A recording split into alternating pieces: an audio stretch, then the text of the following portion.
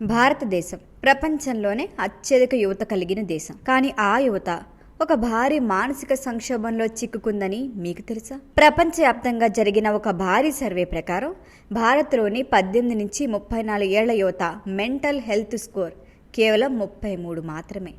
పాత తరం వారితో పోలిస్తే ఇది 3 రెట్లు తక్కువ.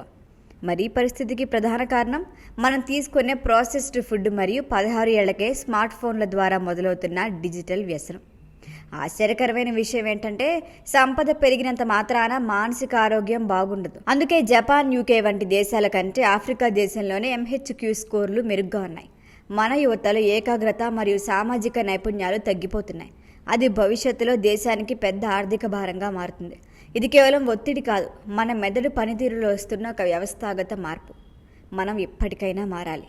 జంక్ ఫుడ్ తగ్గించడం, పిల్లలకు ఫోన్లు ఇచ్చే వయసును పెంచడం మరియు మానసిక ఆరోగ్య చికిత్సను సామాన్యం చేయటం ద్వారానే ఈ సంక్షోభం నుంచి బయటపడగలం. యువత ఆవేదనను డ్రామా అని అవహేళన చేయటం ఆపి వాస్తవాన్ని గుర్తిద్దాం.